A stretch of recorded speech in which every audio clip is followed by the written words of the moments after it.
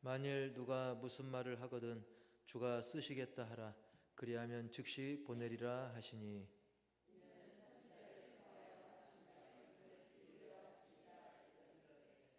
시온 딸에게 이르기를 네 왕이 내게 임하나니 그는 겸손하여 나귀 곧 멍에 매는 짐승의 새끼를 탔도다 하라 하였느니라.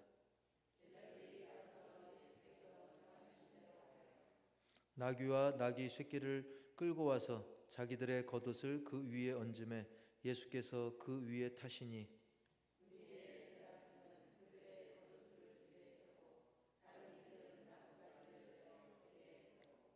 앞에서 가고 뒤에서 따르는 무리가 소리 높여 이르되 호산나 다윗의 자손이여 찬송하리로다. 주의 이름으로 오시는 이여 가장 높은 곳에서 호산나 하더라.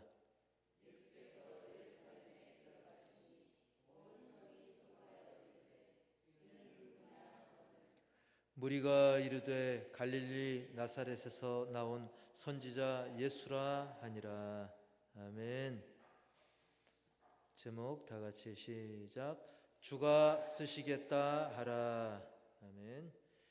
오늘은 마태복음 21장 1절부터 11절까지의 말씀을 가지고 주가 쓰시겠다 하라 라는 제목으로 함께 은혜를 나누기 원하는데요. 오늘 우리가 본문을 쭉 읽었지만 예수님께서 이제 예루살렘에 거의 다다른 시점에 두 제자에게 심부름을 보내는 내용이 나옵니다. 그런데 그 심부름 내용이 다소 황당합니다. 아마 제가 그 제자라도 이거 가야 되나? 가기 싫은데 그런 심부름이 아닐까 생각이 드는데요. 우리 21장 2절 그 심부름의 내용을 우리 읽어봅시다. 시작. 이르시되 너희는 맞은편 마을로 가라. 그리하면 곧 매인 나귀와 나귀 새끼가 함께 있는 것을 보리니 풀어 내게로 끌고 오라. 아멘. 자, 이게 왜 어려운 심부름이냐면 버젓이 남의 나귀를 끌고 오는 거예요. 그리고 뭐 어디 방목 여러 초원 그런데 막 풀어놓은 것도 아니고 버젓이 남의 나귀인데다가 묶여 있다는 겁니다. 묶인 것은 어떻게 끌고 올 수 있어요? 그거를 풀어야죠. 풀어서 끌고 와야 돼요. 그래서 그 학자들은 특히 그 두 마리나 되는데 하나는 어미 나귀고 하나는 그 새끼 나귀인데 하나는 그 멍에를 맨 율법의 멍에를 맨 유대인을 상징하고 또 새끼 나귀는 아직 그 멍에를 안 맸기 때문에 율법의 멍에를 매지 않은 이방인들을 상징한다 이렇게 해석하기도 하는데요. 어쨌든 이렇게 한 마리도 아니고 이 두 마리씩 이거를 끌고 와라. 참 이거 곤란하죠. 남의 거에다가 묶인 것이고 또 두 마리나 되는. 그래서 이것을 두 제자가 가서 끌어오는 것을 그걸 끈을 풀고 그걸 끌어오는 것을 그 동네 주민이 됐든 주인이 됐든 어떤 지인이 됐든 그것을 그냥 내버려 둘 리가 없겠죠. 분명히 누구라도 말을 걸면서 제지한다든지 아니면 못하게 적극적으로 막는다든지 참견한다든지 그것은 너무나 뻔한 일이죠. 그래서 예수님께서는 그럴 경우를 대비해서 할 말을 알려주십니다. 무슨 말을 알려주셨냐면 바로 주가 쓰시겠다 이렇게 얘기하라 그런 거예요. 누가 뭐라 그러면 그냥 주가 쓰시겠다. 우리 3절 읽어볼까요? 3절 시작. 만일 누가 무슨 말을 하거든 주가 쓰시겠다 하라. 그리하면 즉시 보내리라 하시니. 아멘. 너무나 당연하죠. 누가 무슨 말을 하겠죠. 그때 다른 말 할 거 없고 주가 쓰시겠다. 주가 쓰시겠답니다. 이렇게 얘기하면 순순히 또 즉시 보내줄 거다. 그러니까 심부름 내용도 좀 황당한데 심부름 하다가 이런 말을 해라 한 그 얘기까지 또한 아주 또 황당한 말씀을 하시는 거죠. 하지만 그럼에도 불구하고 누구의 명령이니까? 우리 예수님의 명령, 주님의 명령이니까 그래도 그 제자들이 일단 수행을 합니다. 저라면 뭐 남에게 밀었을지 모르겠지만 그래도 그 두 제자는 어쨌든 예수님의 명령이니까 그대로 실행을 하죠. 그래서 21장 6절 시작. 예, 제자들이 가서 예수께서 명하신 대로 했다 그랬어요. 예수님께서 하라. 3절에 보면 주가 쓰시겠다. 하라 했는데 정말 예수님께서 명하신 그대로 모든 것을 착착 했던 것입니다. 말도 안 되지만 그렇게 했는데 또 말도 안 되게 그렇게 또 됐습니다. 이제 나귀, 그것도 어미와 새끼 그 두 마리가 그들과 함께 하고 있는 거예요. 지금 현실이 된 겁니다. 예수님의 말씀이 현실이 된 겁니다. 그게 믿음인 거죠. 그게 주님의 은혜고 주님의 능력이고. 여러분 따라서 해볼까요? 말씀은 곧 현실이다. 예, 말씀은 그냥 상상으로 머무는 게 아니라 하나님 말씀은, 예수 그리스도의 말씀은, 성령의 음성은 실제로 현실이 되는 것이죠. 그래서 7절에 그 현실의 모습을 보여주죠. 시작. 나귀와 나귀 새끼를 끌고 와서 자기들의 겉옷을 그 위에 얹음에 예수께서 그 위에 타시니. 아멘. 이거 처음에 심부름 갈 때 상상이나 했겠어요? 분명히 이거 말도 안 되는 일인데 우리가 이거 몰래 남 안 볼 때 훔쳐오지 않는 이상은 이거 어려울 거야. 그런데 어떻게 됐습니까? 나귀를 끌러오려고 갔을 때 사람들을 만났고 그들이 이야기할 때 주가 쓰시겠다 얘기했고, 그랬더니 그 순순히 줘서 그걸 끌고 온 겁니다. 그리고 거기에 자기들의 겉옷까지 딱 등에 얹어가지고 이것은 메시아 주 예수 그리스도께서 타실 것이기 때문에 거기에 대한 존경심을 제자들이 표하기까지 했던 겁니다. 상상 못했던 장면이 현실이 된 거예요.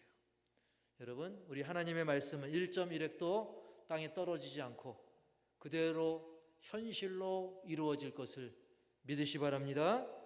어쨌든 예수님께서는 이 과정을 통해 가지고 어떤 화려한 백마, 건장한 적토마도 아니고 그야말로 작고 보잘것없는 나귀의 새끼를 타신 것입니다. 물론 막 갓난 그 정도는 아니죠. 어느 정도 자란 사람이 탈 만한 그런 새끼를 탔습니다. 그래서 그 나귀 새끼를 타시고 예루살렘 성을 향해서 전진하십니다. 어떻게 보면 참 어울리지 않는 모습이죠. 게다가 그 예루살렘 성은 예수님께서 곧 잠시 후면 체포도 당하고 뻔히 죽음을 당해야 되는 그런 장소입니다. 뻔히 죽음의 길인 줄 알면서도 예수님은 그 길을 가셨습니다. 왜? 그것이 바로 구원의 길이기 때문에, 말씀을 이루는 길이기 때문에, 부활의 그 징검다리이기 때문에 예수님은 나귀의 작은 것, 그 나귀 새끼를 타고 믿음으로 전진하는 모습을 보여주신 거예요. 그 제자들도 조금 전까지 예수님 말씀했으니까 갔죠.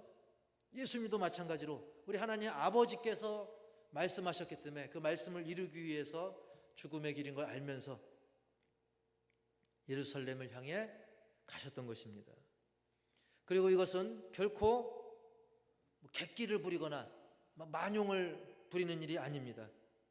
이것까지도 사실은 하나님 아버지의 말씀대로 죽기까지 순종하시려고 하는, 그리고 겸손하신 그 예수님, 그리고 이 모든 상황도 알고 보니까 이 구약의 스가랴를 통해서 예언된 말씀, 그 말씀까지도 이루시기 위해서 예수님은 예루살렘 성으로 들어가셨고 그것도 나귀의 새끼를 타고 들어가신 거예요. 그게 이제 21장 4절 5절 거기 기록되어 있죠. 시작. 이는 선지자를 통하여 하신 말씀을 이루려 하심이라.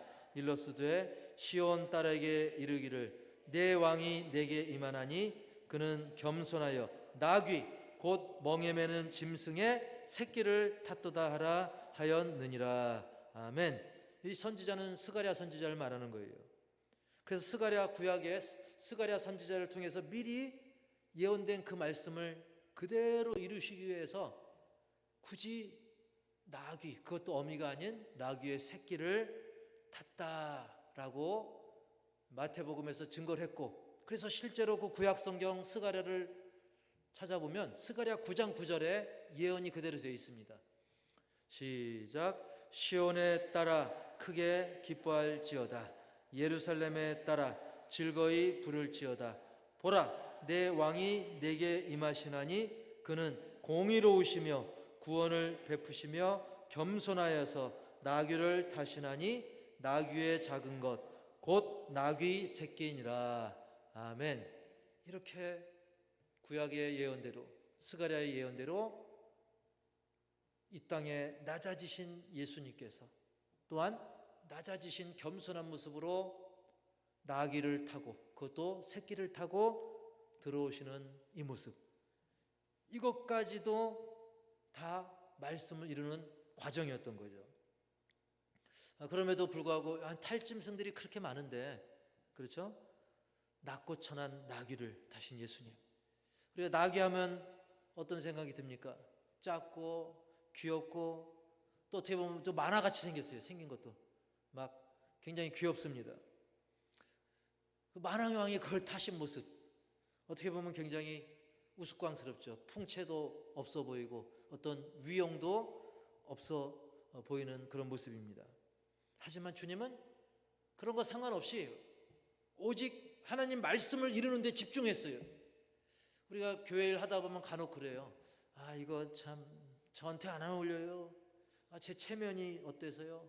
근데 우리 주님은 체면, 어울림 다 내려놓고 말씀을 이루는 데 집중했던 거예요. 남의 시선이 어떻고 뭐가 어떻고 뭐 어떻고 우리는 핑계가 5가지 10가지 돼도 우리 주님은 그런 거 다 내려놓고 오직 하나님 말씀을 이루시는데 집중하셨던 것입니다. 오직 자기 백성을 구원하는데 우리 주님은 나귀를 타시고 한 걸음 한 걸음 죽음이 도사리는 그 예루살렘 성읍을 향해, 성문을 향해 들어가셨어요. 그런데 죽음의 성답지 않게 일단 들어가실 때는 많은 환영을 받게 됩니다. 많은 무리들이 예수님을 환영하죠. 이미 아마 예수님의 놀라운 기적들, 그 사역들, 그게 소문이 다 퍼졌고 어느새 많은 인파들이 예수님을 막 환영하는 거예요. 8절, 9절, 두 구절 우리 읽어봅시다. 시작. 무리의 대다수는 그들의 겉옷을 길에 펴고 다른 이들은 나뭇가지를 베어 길에 펴고 앞에서 가고 뒤에서 따르는 무리가 소리 높여 이르되 호산나 다윗의 자손이여 찬송하리로다. 주의 이름으로 오시는 이여 가장 높은 곳에서 호산나 하더라. 아멘. 막 겉옷을 길에 펴고 나뭇가지를 또 길에 펴고 앞에서 뒤에서 온 무리들이 호산나 다윗의 자손이여, 다윗의 자손, 메시아를 의미하죠. 찬송하리로다. 주의 이름으로 오시는 이여 가장 높은 곳에서 호산나. 10절, 우리 10절과 11절도 읽어봅시다. 시작. 예수께서 예루살렘에 들어가시니 온 성이 소동하여 이르되 이는 누구냐 하거늘 무리가 이르되 갈릴리 나사렛에서 나온 선지자 예수라 하니라. 아멘. 그렇습니다. 이미 예수님의 소문이 쫙 퍼져가지고 그야말로 나라를 뒤집어 놓을 민족 지도자 또는 혁명가로 오해받기도 하시긴 했는데요. 어쨌든 그 길이 예수 그리스도의 죽음의 길인지도 모르는 그런 많은 무리들이 예수님을 막 환영한 거예요. 그런 오해가 있었죠. 그렇기 때문에 이토록 온 예루살렘이 소동이 날 정도로 호산나를 외쳤던 그런 많은 사람들이 나중에 얼마 지나지 않아선 어떻게 바뀝니까? 예수님을 십자가에 못 박으라. 그 말투와 그 표정이 나중에 확 바뀌게 되기도 했죠. 그렇습니다. 그들이 호산나, 우리를 구원해달라. 호산나는 우리를 구원하소서, 그런 외침이죠. 간절한 외침이죠. 그렇게 외쳤던 것은 단지 그 로마의 압제로부터 우리를 구해주고 우리를 잘 먹고 잘 살게 해달라는 그런 육적인 외침이 더 강했던 것입니다. 그러다가 나중에 예수님께서 약한 모습으로 재판을 받으니까 그들은 굉장히 배신감을 나타내면서 예수님을 십자가에 못 박으라고 소리를 쳤던 것이죠. 이런 예수님의 입성하는 모습, 나귀를 타고 입성하는 모습을 보면서, 그리고 제자들이 그 일에 적극 동참하고 순종한 모습을 보면서 오늘 새기고자 하는 것은, 첫 번째로 다 같이 제목 시작, 주님 명령에 절대 순종. 주님 명령에 절대 순종하라는 겁니다. 아까 읽은 말씀에도 주가 쓰시겠다 하라 그랬어요. 하라. 여러분, 그겁니다. 하라 하면 되는 겁니다. 하지 말라 하면 하지 않으면 되는 것입니다. 우리는 주님의 명령에 따라 가라 하면 가고, 멈추라 하면 멈추고, 돌이키라 하면 돌이키고. 그래서 제자들은 주가 쓰시겠다 하라 하니까 정말 그들은 주가 쓰시겠답니다 라고 그대로 했던 것입니다. 살아있는 믿음은, 산 믿음은 딴 거 아니에요. 간단히 하라 한 거 하면 되는 것입니다. 그게 살아있는 능력의 믿음이 되는 것입니다. 우리가 한번 그때로 돌이켜보고 그때로 돌아가 보면, 자, 우리가 심부름을 가야 되는 상황이라 상상을 해보면, 엄연히 남의 나귀, 그것도 묶여있는, 그것도 2마리의 나귀를 끌러가는 그런 제자들의 심정, 그 발걸음이 막 경쾌했을까요? 콧노래를 불렀을까요? 사실 골치 아픈 상황이죠. 예수님 이거 너무 엉뚱하다. 그렇다 할지라도 어쨌거나 저쨌거나 그들은 주님이 내게 맡긴 사명이기 때문에, 심부름이기 때문에 그들은 그저 감당했던 것입니다. 여러분, 우리에게도 주의 말씀대로 순종하려고 하다 보면 난관이 닥칠 수 있어요. 골치 아플 수 있어요. 따라서 합시다. 그래도 걸어가자. 그래서 그들을 보내신 아들 예수님도 사실은, 예수님이 제자들만 그렇게 시켰습니까? 아니죠. 본인 스스로도 하나님 아버지의 말씀을 이루시기 위해서 어찌 보면 어울리지 않는 우스꽝스러운 나귀를 타고 죽음의 길까지 예수님은 걸으셨던 거예요. 이제는 우리가 주님을 위해서 나귀를 끌러 가야 되는 그런 곤란한 길이라 할지라도 우리에게 주신 말씀이 있고, 그리고 은혜가 있고 감사가 있다고 한다면, 우리는 마땅히 걸어가야 될 길을, 주님이 가라 하신 그 길을 걸어가는 우리 모두가 되어야 될 줄 믿습니다. 좋은 것만 선택적으로 쏙쏙 골라서 하지 말고 어떠한 길이라도 주님 명령에 절대 순종해야 될 것을 보여주고 있습니다.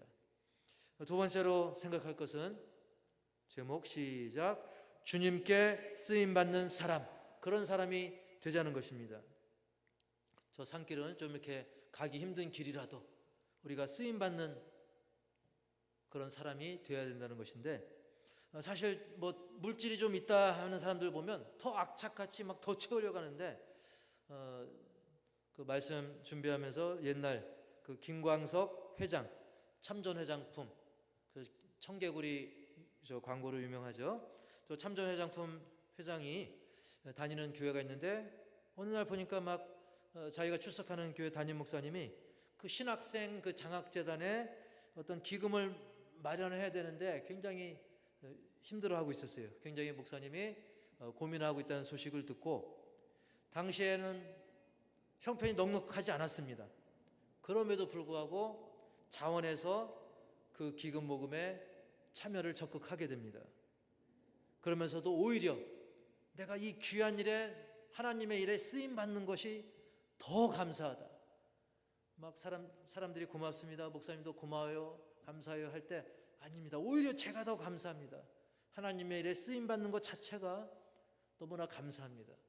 그러니까 많다고 해서 하는 게 아닙니다. 없으면 없는 대로, 있으면 있는 대로, 내가 그냥 내 몸을 통해서도, 내 땀을 통해서도 우리가 주님께 쓰임 받는 것 자체가 중요한 거예요. 그 제자들이 뭐 거기 가서 뭐 돈을 내고 한 게 아니잖아요. 그냥 몸으로, 시간으로 한 것입니다. 몸으로, 시간으로, 그리고 뭔가 이렇게 민망함, 그런 막 골치 아픈 그런 상황이지만 순종함으로 한 것입니다. 뭐가 어떤 물질을 사용할 때면 사용할 수도 있겠지만 꼭 물질이 들어가지 않더라도 곤란한 상황에서 내가 그 짐을 지는 것도 굉장한 헌신이 되는 것이죠. 그래서 아까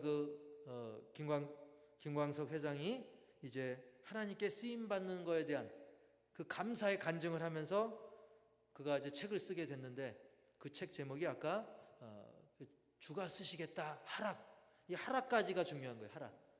주가 쓰시겠다 하라 하니까 그 하라한 것을 하는 것. 제자들이 그 말을 하는 게 얼마나 어려웠을까요? 물론 한국말은 아니지만 한국말로 치면 주가 쓰시겠다, 이 6글자, 하지만 그 6글자를 하라 했기 때문에 6글자든 60글자든 하라 한 것을 하면 되는 것입니다.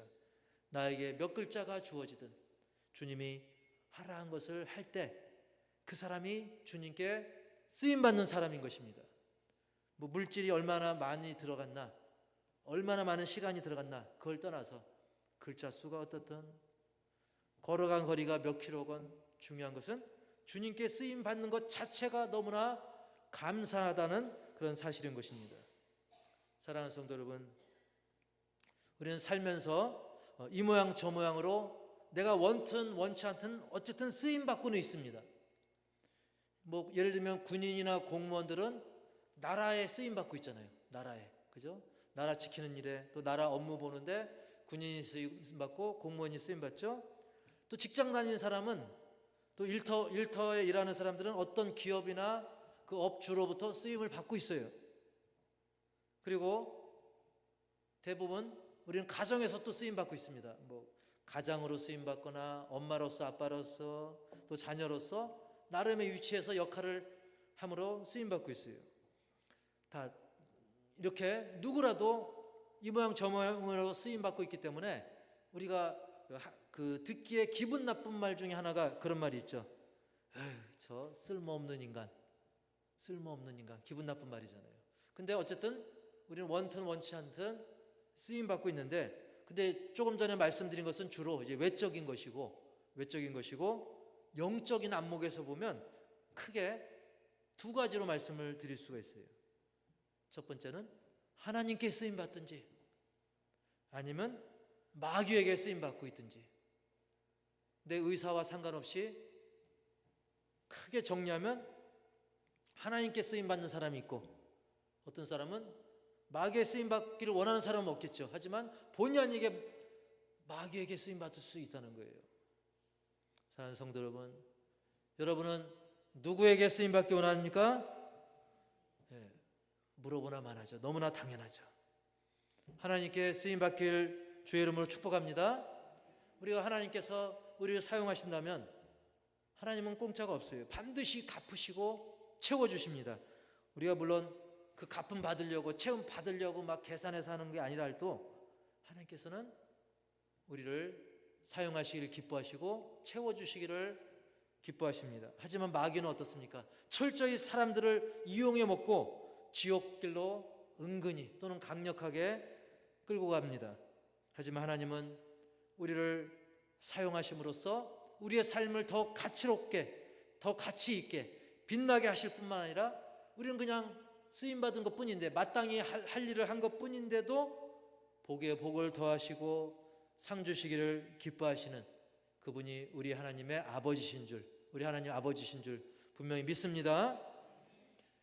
그래서 이렇게 하나님께 쓰임받는 것은 정말 우리가 살면서 너무나 행복하고 보람되고 즐거운 일인 것입니다.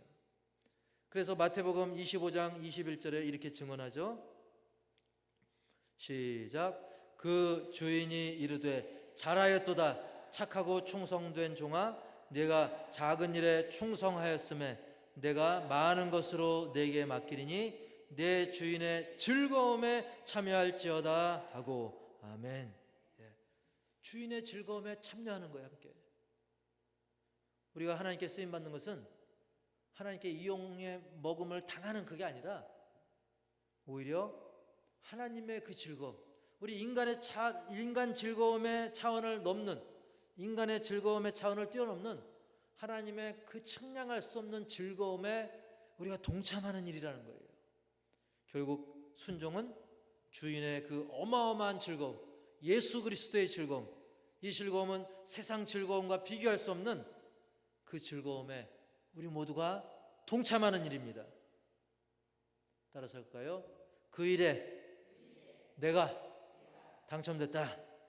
네, 로또보다 더 큰 당첨된, 비교할 수 없는, 로또 따위는 비교할 수 없을 정도로 이 하나님의 놀라운 즐거움에 우리 성도들이 동참하게 된 것을 감사하고 간증할 수 있기를 축복합니다. 그래서 우리 모두 정말 날 위해 낮아지신 그 주님을 본받아서 우리도 낮은 자세로 순종하고 주님께 쓰임받는 사람이 되고, 그리고 안타깝게 아직도 그 나귀처럼 매어있는 영혼들, 또 예루살렘에 죽어가는 영혼들, 그리고 우리 주변에도 매어있는 영혼들이 얼마나 많습니까? 돈에 매여있고 죽음의 공포에 매여있고 죄악에 매여있는, 마귀에 매여있는, 여러 가지에 매여있는 그런 심령들, 그들에게 주님께서 당신을 쓰시고자 합니다.